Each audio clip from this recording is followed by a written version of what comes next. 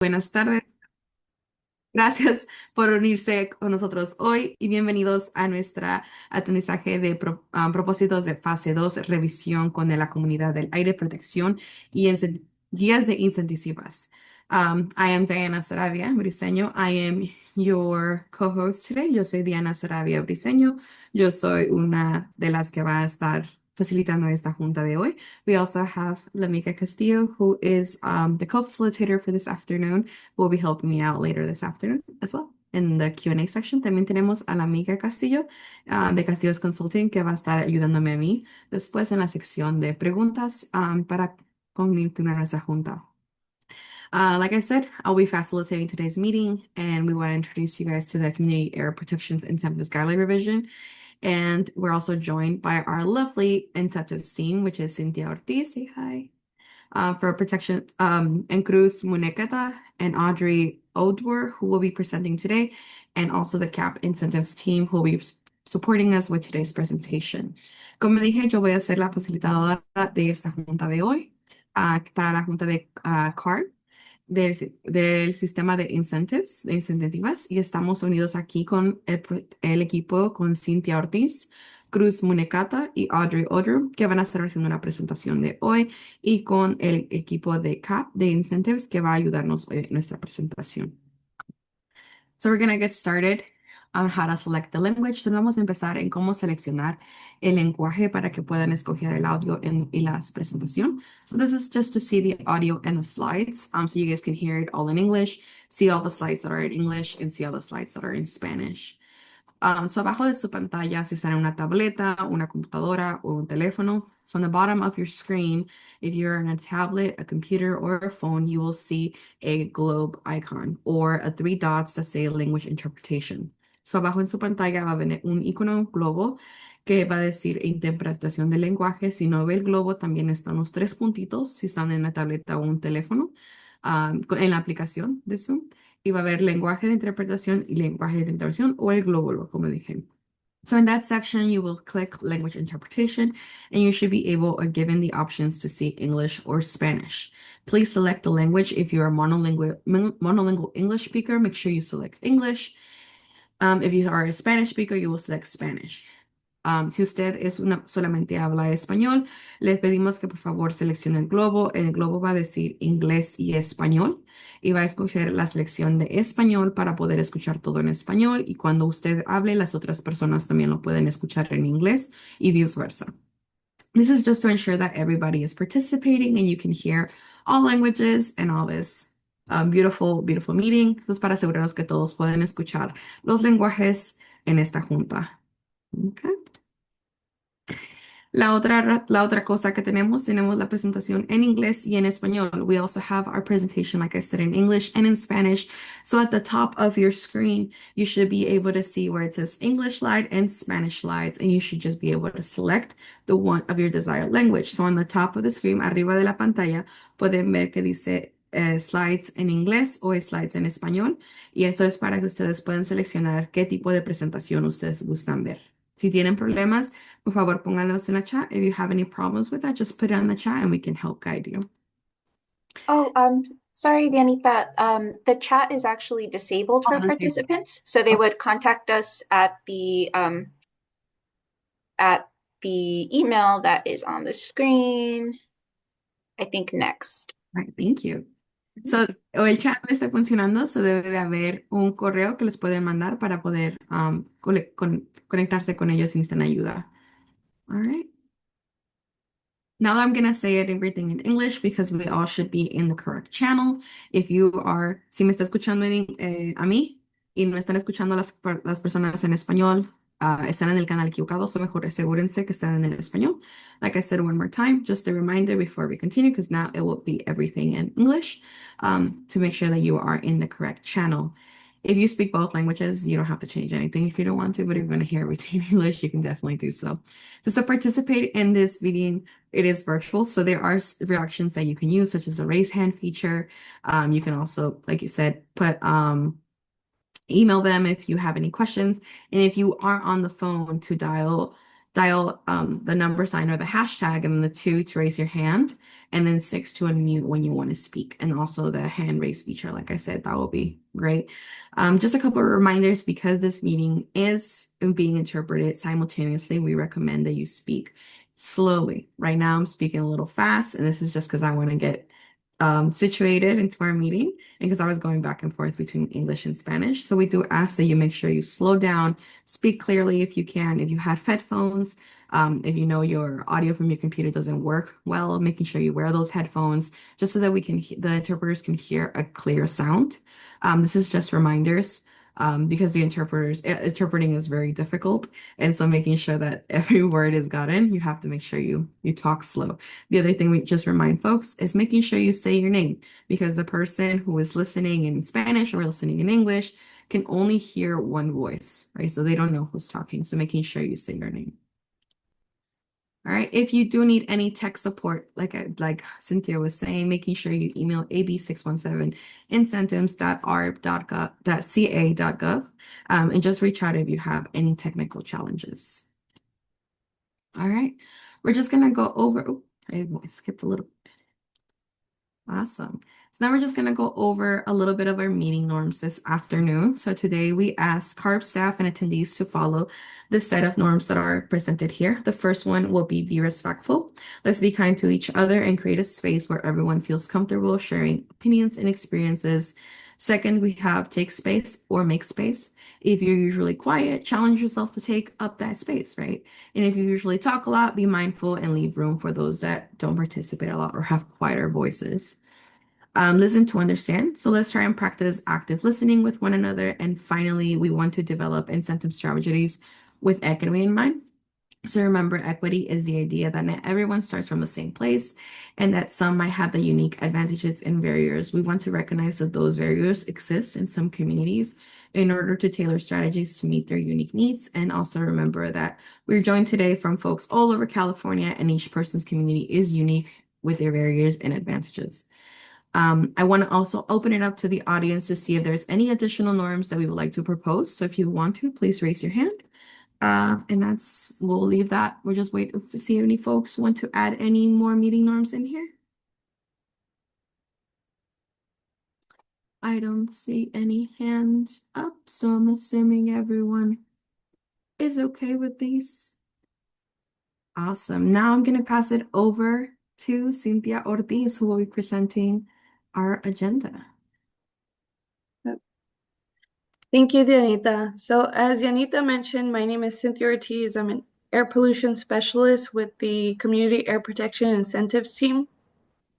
So for today's workshop, we'll begin with an overview of the Community Air Protection Program before moving into the CAP Incentives Program recap of Phase 2 guideline revisions, including the new addition of our wood smoke reduction chapter, followed by an open discussion where we will invite you to ask questions and provide comments on the presentation before moving on to next steps. Next slide, please. So let's dive into an overview of the Community Air Protection Program. The Community Air Protection Incentives Program and how this incentive program supports communities across California. So in 2017, the California State Assembly Bill 617, also known as AB 617, granted the California Air Resources Board the authority to create the Community Air Protection Program, which is a first of its kind statewide effort established for new actions to reduce air pollution in impacted communities. In addition to this, the legislature appropriated funding to support these new actions to be able to address localized air pollution through targeted incentive funding, which formed the CAP Incentives Program. The Community Air Protection Program as a whole has been reimagined. Blueprint 2.0 was approved last October of 2023 via a CARB board hearing. And one of the focuses of the blueprint has been to outline pathways to bring more resources to a larger number of communities statewide. And one of those pathways was for us to leverage the CAP Incentives Program.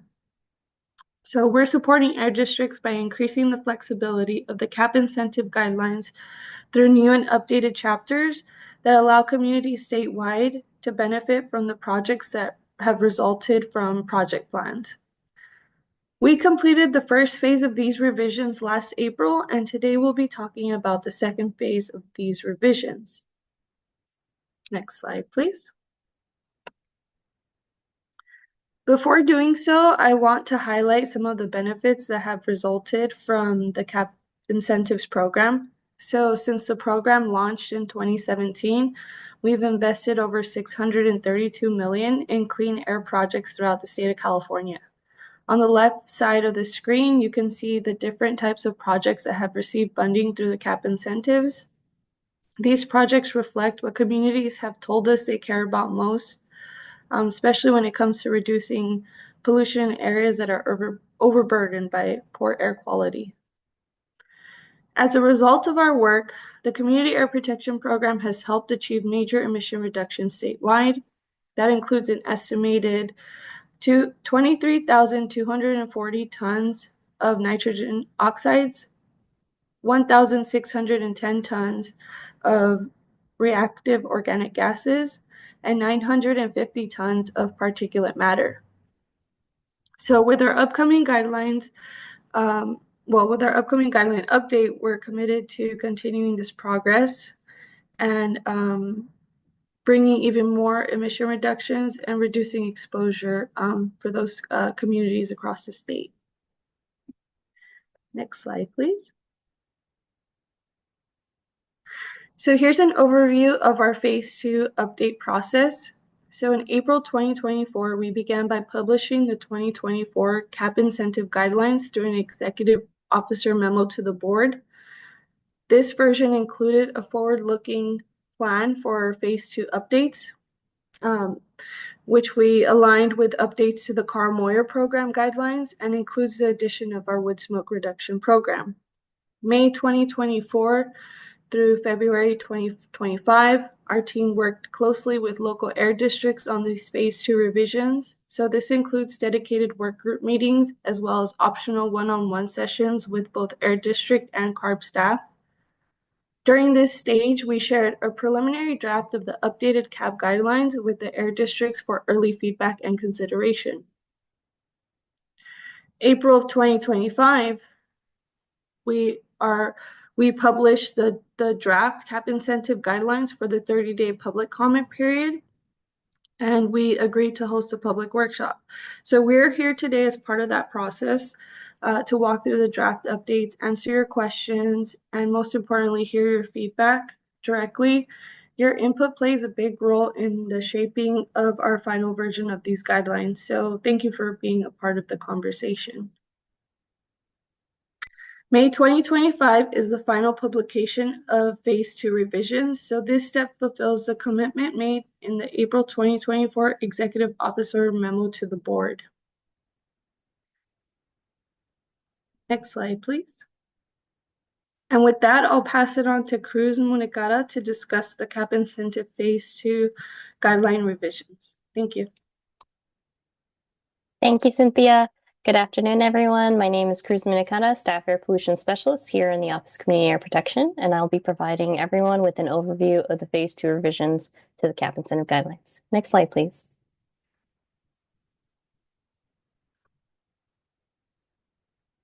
The Phase 2 revisions of the CAP Incentive Guidelines were largely administrative updates to align with the October 2024 Carl Moyer Program guideline update, along with administrative updates to include clarifications, citations, references, and slight organization of information in the appendices to simplify finding relevant information. These updates included adding reference citations to relevant statutory requirements regarding the funding target information in our program overview chapter, updating administrative costs, processes, and definitions for clarification and alignment with the Carl Moyer programs in our program administrative chapter, or chapter 3, creating the wood smoke reduction chapter as a new source category project type based on the successful community identified project plans, CAPCOA's wood smoke reduction program, and Air District help in crafting a category to serve more communities statewide, reorganizing and clarifying information in our appendices for the Carl Moyer program, Prop 1B program, funding target requirements under the CCI funding guidelines, and updating definitions and references as needed. Next slide, please. Due to the growing nature of the CAP incentives program and in alignment with the Carl Moyer program, the program is proposing to increase the administrative percentages of funding to support Air District implementation of the program as it continues to grow. Additionally, expansion, clarification, and flexibilities on processes that have been updated to further ease the implementation of grants and the program, including application processes, project contracts, project eligibility types and costs, project requirements that can help fund further zero-emission projects, such as delayed scrappage and reporting requirements. Next slide, please. The program is also proposing to clarify the grant liquidation timeline and associated options for interested stakeholders and air districts to understand for planning, preparation, and implementation purposes. This includes a 2-year period for air districts to request disbursement from the allocation designation, the continued option to request a grant term extension and extend the associated liquidation deadline, and the newly proposed timeline of 6 years for disbursement from the disbursement deadline to fully liquidate the grant funding. Additionally, the program is clarifying processes to ensure the effective use of funding, from redirection of undisbursed funds after a disbursement deadline has passed, creating a pathway for unused administrative funds to be used toward more incentive projects, to delineating sources of CAP incentives funding, the annual timeline that funding is appropriated to CAP incentives, and the collaborative process of allocations between CARB and CAPCOA leading to the grant disbursements air districts receive. Next slide, please. To make implementation easier as the program grows, the program proposes flexibility in implementing projects from prior versions of its guidelines, along with clarifying project selection, ranking processes, co-funding guidance, and information through collaboration on providing such information with the Carl Moyer program, and streamlining processes where applicable to further fund program projects, such as replacing the case-by-case process with a determination request for slight modifications for CARB approval. Next slide, please.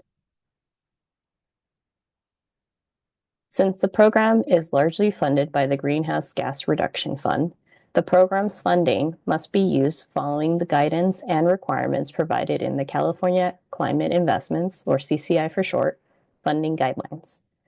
The CCI funding guidelines were recently updated in December of 2024, and the program proposes to reflect these updates, including how the program will continue to meet requirements, the removal of the mid-cycle reporting requirement, updated reporting dates, and references to recommendations on outreach, community engagement, and workforce development in Appendix B of our guidelines. The program is also proposing to provide clarification on its program review process and include the option of desk file reviews to further assist air districts in implementing the program and identifying areas for improvement. Thank you for your time in reviewing these proposed administrative updates with me for the program. Our new chapter for wood smoke reduction projects will now be covered by my colleague, Audrey Odwar. Next slide, please. Thank you, Cruz. I'm Audrey Odwar. I'm also an air pollution specialist here on the CAP incentives team in the Office of Community Air Protection. And as Cruz mentioned, I'll be going over our new wood smoke reduction chapter, including some highlights on eligibility and eligible costs. This chapter was derived from CAPCOA's statewide wood smoke reduction program, as well as project plans submitted by air districts. Because of the increasing number of woodsmoke project plans we've been seeing, we saw a need to create this chapter so that more air districts have the opportunity to participate in this project type if they see a need in their communities. The CAP Incentives Wood Smoke Reduction chapter is similar to the statewide program but offers some additional flexibilities. Namely, we're including a retirement-only option so that applicants can replace their old device with an eligible replacement device or simply retire their old device. We're also extending eligibility to some EPA-certified devices so that applicants can replace their old wood stoves even if they're already EPA-certified. We're also allowing replacements with natural gas and propane devices. And lastly, we'll give air districts the flexibility to fund at a greater percentage for electric devices as an incentive for switching to zero emissions. Next slide, please.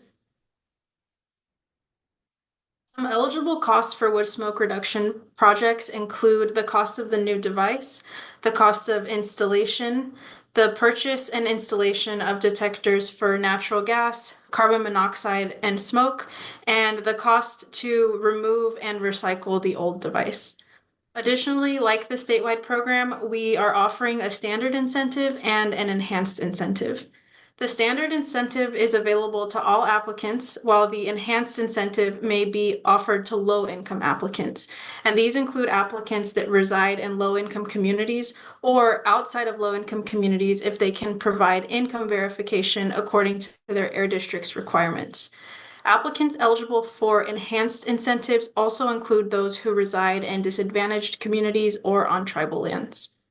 Next, we're going to walk through a table that shows the maximum eligible funding amounts for device replacements depending on the applicant's income or geographic designation. So whether they're low income or reside in a disadvantaged community, tribal community, and the type of device that they're replacing, as well as the replacement device.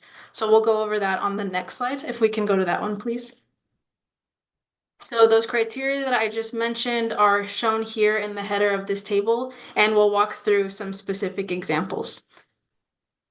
First, we have the standard applicant, meaning that this applicant does not reside in a low-income household or community, a disadvantaged community, or on tribal lands, and therefore they're eligible for a standard incentive.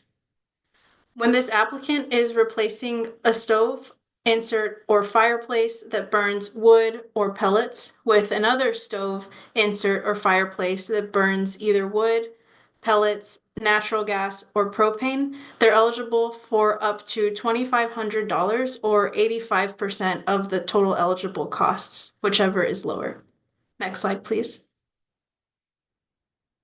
When this same applicant is replacing their old device with an electric stove or insert, they're eligible for up to $2,500 or 100% of total eligible costs, whichever is lower.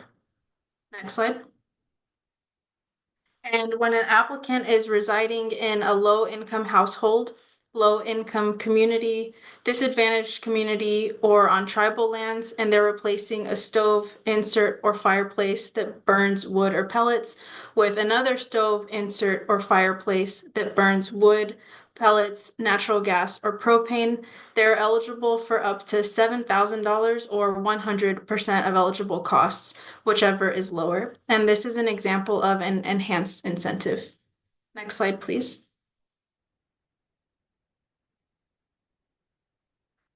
So here's the rest of that table, which has 3 additional rows with examples that we didn't cover. This is table 15-2 from our guidelines if you would like to take a closer look, but for now we will move on to the appendices on the next slide. Appendix A was reorganized according to the source categories in the Moyer Guidelines. We also provided clarification for the differences between the Moyer program and the CAP Incentives program when it comes to certain eligibility criteria and funding amounts. Appendix B is new, but it mostly contains the Prop 1B guidance that was previously in Appendix A.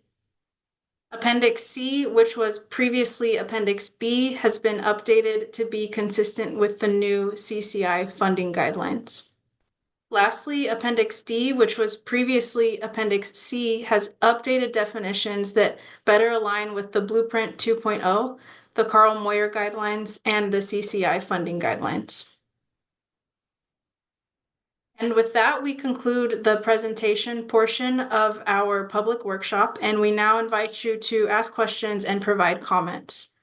We'll have about an hour for this, and we look forward to hearing from many of you who are on our call today. So for now, I'll pass it back to Diana, who will facilitate the discussion. Thank you. Hello again, everyone. So like Audrey was saying, if you like and make a comment or ask a question, please use the webinar feature to raise your hand. And those for using Zoom online, please make sure you use the raise hand feature on the option Zoom navigation bar under the participants tab. And for those that are on the mobile, please raise the hand option in the more tab and then use the hashtag 6 also to raise your hand. And I think we do see Dan Mello. You should be able to talk. Can you hear me now? We can hear you. Okay. Hey, I just had a few questions on the stove inserts. There's one that I'm interested in, but the installer kind of wants a ridiculous amount of money. It's like $2,000 to have installed. Is that part of the cost, or is it just the cost of the equipment? Go ahead and take that one. Thanks for your question, Dan. The incentive amount does include the cost of installation. Okay.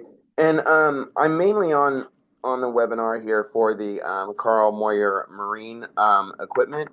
Is there a deadline for that? And are there deadlines for any of this, or are you guys year round now? I know in the past it's they set kind of hard deadlines for usually June 15th or so, June 10th.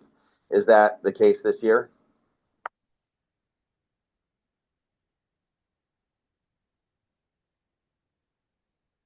Not sure if someone on the team would have an exact answer right now, but if not, we can go ahead and double check and follow up with you just so I don't give you a definitive answer right here before I have a chance to look, if that's okay. Okay, yeah, that's fine. And just the application process, I'm sure that's all navigable or navigable online on the website. It would be, yes. Okay, so there's an application link there. Yeah, Oh, go ahead, Kyle. oh, sorry, Audrey. Yeah. I figure I can probably chime in on this a little bit. Yeah, the exact timelines, particularly like annual funding cycles, are going to vary from air district to air district. Each air district runs things a little bit differently, in ways that work well for what they've got going on. In some air districts' cases, that looks like a fairly strict competitive solicitation window each year. Some air districts are more of a first come first serve style approach, where they fund projects potentially throughout the year. It varies a lot. So I would my general recommendation for this kind of question is definitely contact your local air district. Chances are very good some staff from your local air district are already in this meeting. Okay, and one more question that brings me to a new question is the timeline for the Marine program was quite drawn out. It was like the approval process was, I think, waiting on funding, but you took applications, and then we waited 6 months for the funding and the approval, and then we had our initial inspection, and then the new engine would go in the vessel, and we'd have a secondary inspection, and then sometimes payment wouldn't occur for another 6 months or so. That was kind of a major Marine, $100,000 per project. Are these stoves going to be like smaller windows, smaller timelines, more rapid inspections, and more rapid payments? Because I'd imagine the initial cost is going to have to come out of the homeowner, correct? And just a reminder before we begin, from the interpreters, if we can slow down a bit, there just so they can keep up with us. Oh, okay. I'm sorry. No worries. I just want to make sure remind everyone that this is being simultaneously translated. So just if we can slow down, that Okay. would be appreciated. Thank you. Yeah. Just if I could, I'll try to repeat all that really or slower. Um, Oh, before you get into that, Dan. yeah. Hi, Dan. My name's Diane Sanchez. I'm the Incentives Programs Manager here at the Office of Community Air Protection. So first, question for you. Where are you located, if you don't mind me asking, so I can better understand what air district would be serving you? It'd be Los Angeles County, Catalina Ah, Island in Avalon. And then okay. there's another. I have another home. My full time home is in Long Beach, California. So those are high Okay. pollution areas, aren't they?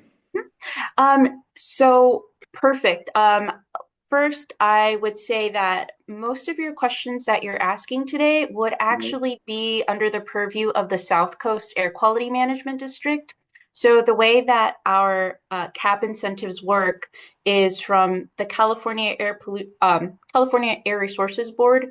We sort of provide the menu and program guidelines that then the Air District, which in your case would be the South Coast Air Quality Management District, they would determine kind of those details in terms of application windows, and a lot of the details on how they're going to run the program. Mhm. So I would actually point you to them to answer your questions. I can certainly drop a contact in the chat for you, Well, that'd be great.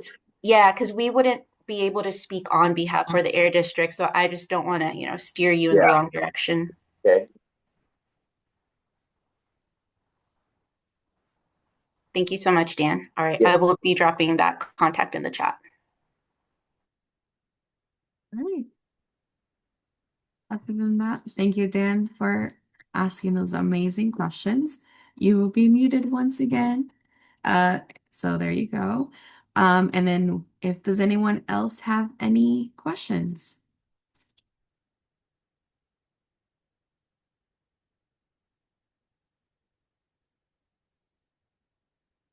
This is the time. Don't be shy. They're here to answer any and all questions. There you go.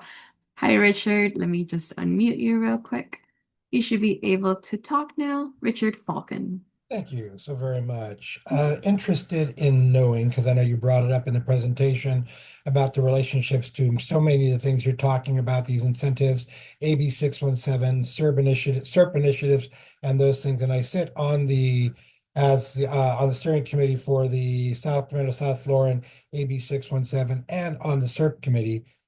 And of course, the Air Quality Management District, we're going through that, and there's particular funding that has been set aside for some of those SERP programs. Can these incentives be used to supplement or add to some of those initiatives? I I might be able to step in and answer that question. Diane, feel free to stop me at any time, but I certainly, from our perspective at CARB, we would encourage supplementing, existing SERP strategies with additional incentives if necessary. That much like with how Diane answered the previous question, that is definitely in the purview of the air districts. With how they would like to allocate their funding to their various measures. The South Coast, in particular, for example, has many different communities to sort of think about, and that goes beyond just the communities selected for participation. That also includes like consistently nominated communities, just priority populations classified as disadvantaged or low income communities as well. Those are all areas of focus.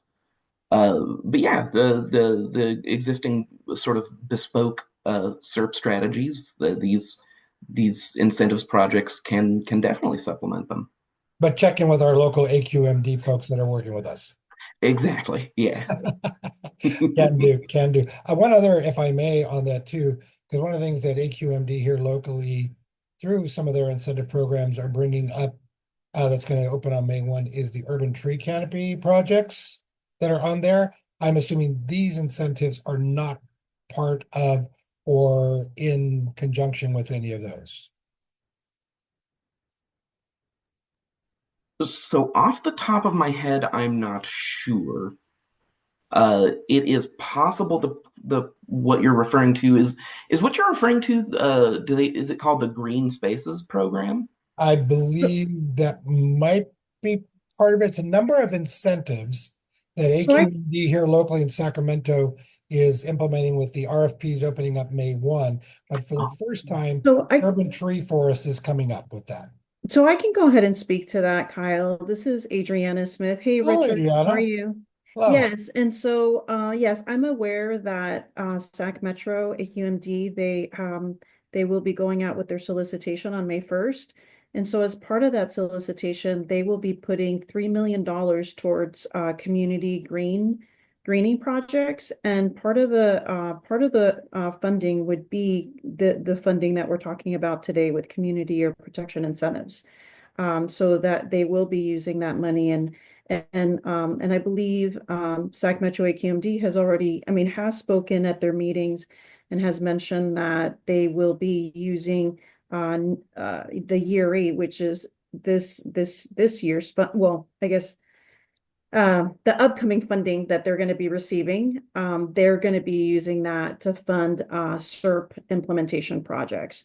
But for, like I said, for the community projects that are going on this year, they will be using cap incentive funds. I hope that answers your question. It does. So it sounds like it is part of this. And again, check in with my local AQMD folks. Gotcha. Thank you. Great, no problem. You're welcome. Also, apologies on that. I thought we were still talking about South Coast. All right, no worries. Thank you, Richard, for that question. And also, you will be muted and disable talking. But if you have any other questions, feel free to raise your hand again. And does anyone else have any other questions? Like I said, this is the time. This is a time to shine. Ask your question. Si tiene preguntas, levante la mano. Les podemos If you got any contestar questions, rápidamente please con feel ellos. free to raise your hand. We'll be happy to answer your No tenga miedo, questions. no morder, Don't be we don't shy. bite. We don't You bite. guys can ask the questions.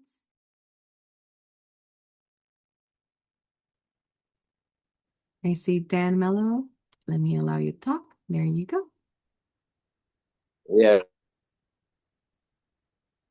Oh, hello? My expense, I see that there's participating retailers, and to be approved for a participating retailer, is that by the district, or do you guys give a overall approval of the retailer for the whole state?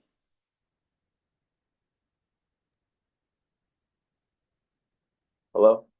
Hi, Dan. Well, I probably can answer that. So usually when it comes to retailers or third-party contractors, when to participate within the program, that is very localized to the air district because they vary upon every area.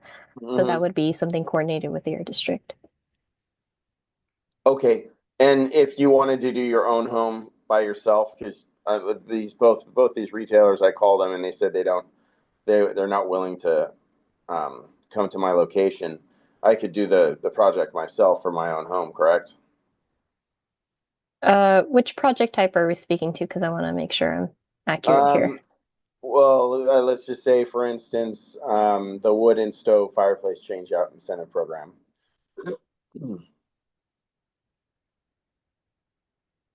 So, to clarify, this is Audrey O'Dwyer speaking. Are you asking if you can change out your own stove?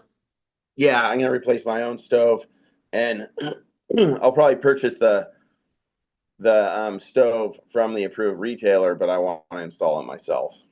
No, and if that's the case, that would make you as an applicant ineligible for the incentive. You would have to go through the air district would have to be aware of the installer or contractor who is installing your device. Okay, so what if I just wanted to be approved installer for my own project? Can I get approved in some way? Not sure off the top of my head the answer to that question. There would be a certification that you would have to be able to demonstrate to the air district as an installer. If it's helpful, I can look into that and get back to you. But as of now, our guidelines are written so that only approved installers and contractors licensed in California can do that change Okay. out.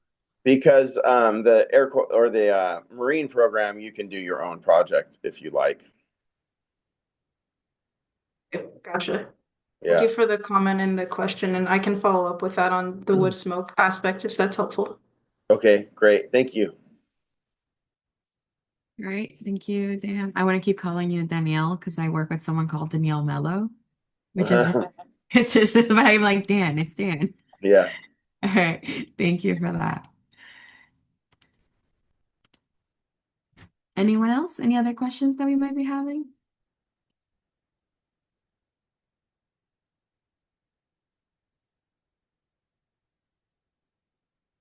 I feel like I should play the Jeopardy song. There you go, Richard Falcon. You should be able to talk. Yes, here I go again, just breezing through the guidelines.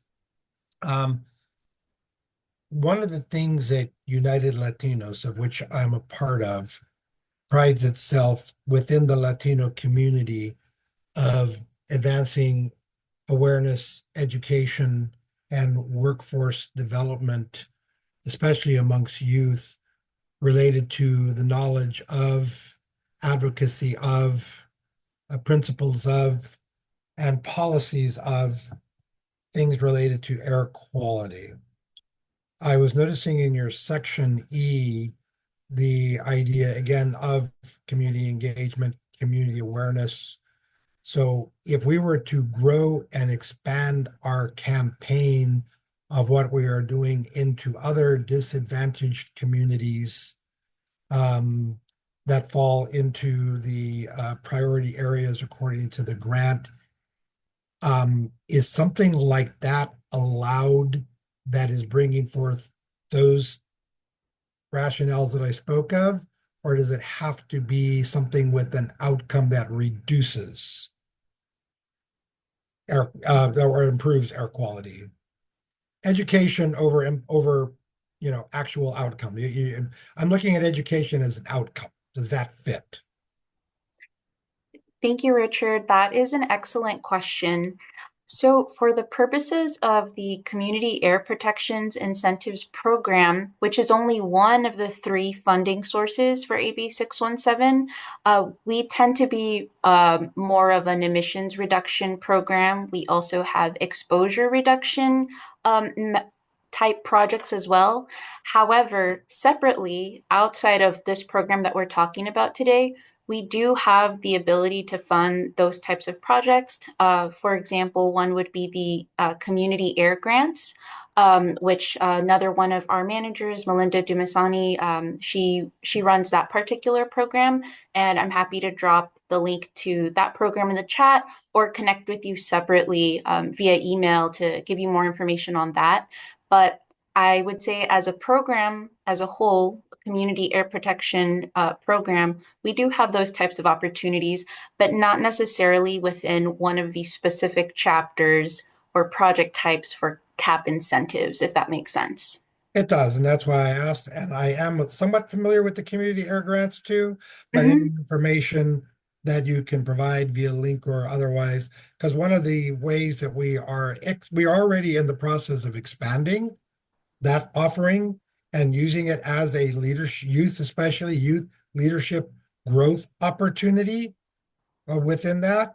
And so that is one of the reasons why I'm asking. So sounds like your community air grant may fit with that, and I'll take a look at that. Sounds good. We do have your email via the registration, so I can definitely follow up after this with you and, just connect and see if you have any other questions that we can bring in our other leads and managers to discuss with you. Thank you. Thank you. Excellent question. Thank you, Richard. All right. Any other questions that we might be having?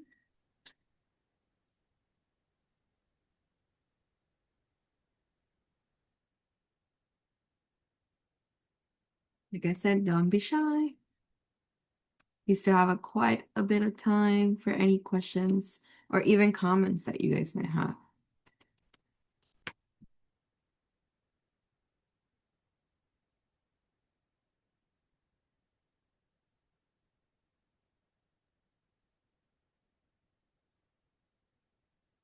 Or if you guys don't want to, maybe if you guys are like really shy, there you go. Joe DeBorba, I'm gonna allow you to talk now. Hi there. In regard to the lawn and garden grant, it asks for a business license um, to have existed, I believe, over 2 years. But it doesn't specify if the small business needs to specifically be listed as a lawn, I guess, landscape service provider. What are the um, exact, I guess, qualifications for a small business to apply for that grant? Hi, Joe. I could probably take this one, guys. So I have a question. Are you talking about a program run through the district, or are you talking about the lawn and garden chapter, our lawn and garden section in Appendix A of our guidelines? I think it's the lawn and garden. I don't quite know off the top of my head. It's the one where to exchange the small landscape equipment like blowers and string trimmers and lawnmowers um, with a voucher to purchase all electric. Okay, and did you hear about that program via an air district? I heard about it from our local authorized merchant, and if you went over this, I do apologize. My connection dropped out halfway through the presentation. So if you didn't cover it, I do apologize. No, no, it's okay. And this is a perfect avenue for these kind of questions. So I would say if you're asking if you could participate in the program that's run through the air district, like my colleagues have mentioned earlier, I would say reach out to the actual local air district in your region and find out what requirements they have according to their policies and procedures. If it's a standard lawn and garden question through the CAR program, which this would actually be through the CAR Moyer program, Hmm. you would reach out to the Carl Moyer staff for clarification on their guideline requirements. For us, for the CAP incentive program, when it comes to lawn and garden equipment, we really only have different funding amounts. And then otherwise, we follow the Moyer guidelines. So I can go ahead and if you let me know the district, we can drop a district contact, and I can also share the link to the Carl Moyer contact if you'd like. Yeah, if you don't mind, I'm Okay. here in Sac County. Okay, sounds good. I'll drop something in the chat for you. Thank you. Mm-hmm.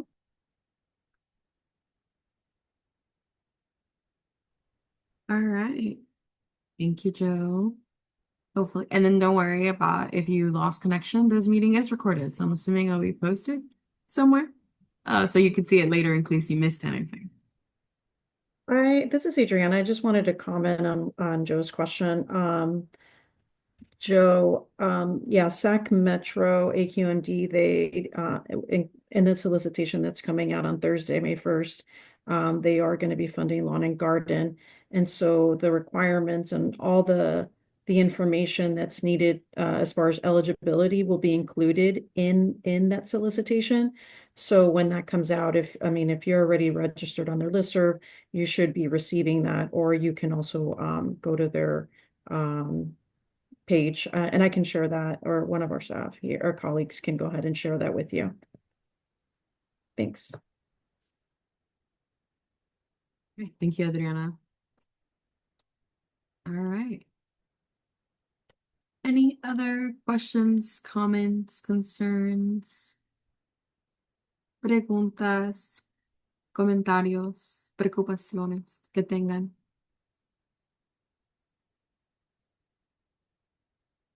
And then Diana in the chat already put the link to the incentives program. And that was a link for Joe. But if anyone else needs it, it's in there.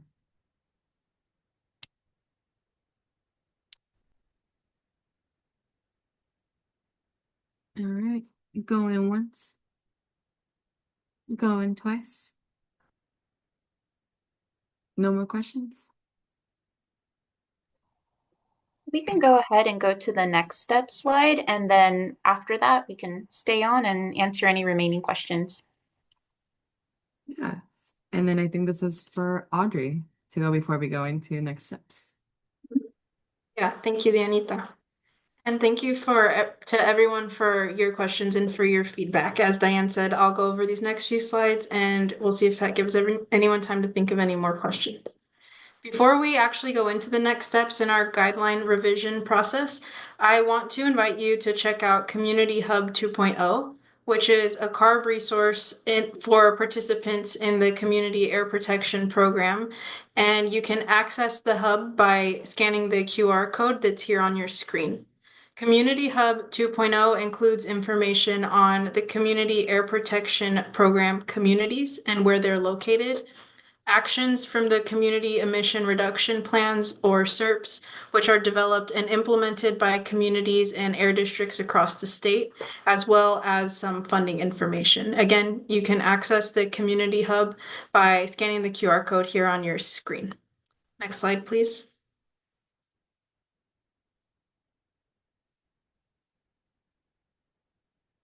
That, we thank you all again for your time and engagement, and we'll close out with the next steps in our guideline revision process.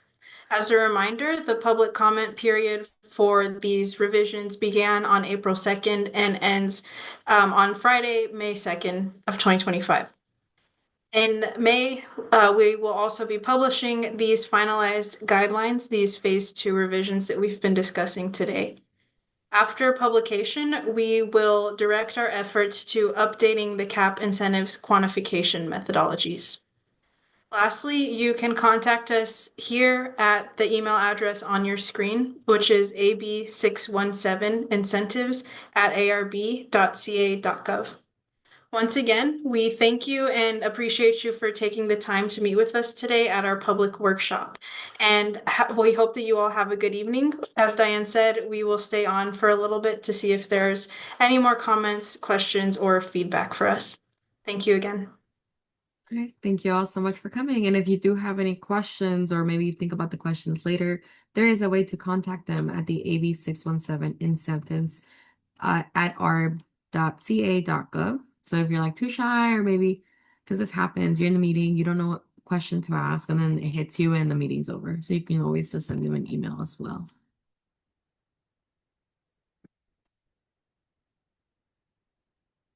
Right. And then we're just waiting in case anyone has any last minute questions, concerns, or comments. And if you don't, thank you for coming and receiving all this lovely information.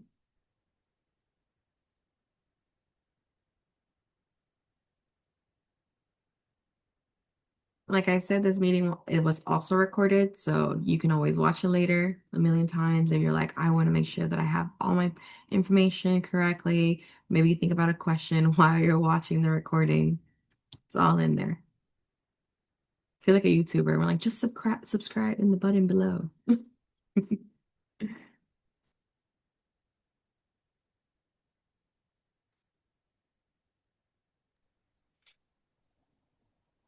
All right, looks like that might be it for today. So I think with that, we can close out.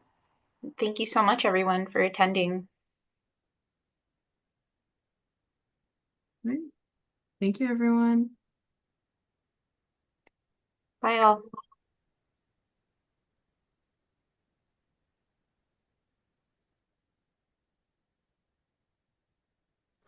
I didn't know if everyone was going to leave or if I was going to leave and you'd all still just be here. I'm just waiting. I see we have a couple attendees still lingering, but I think you can stop the recording though. yeah, let's go ahead and stop recording.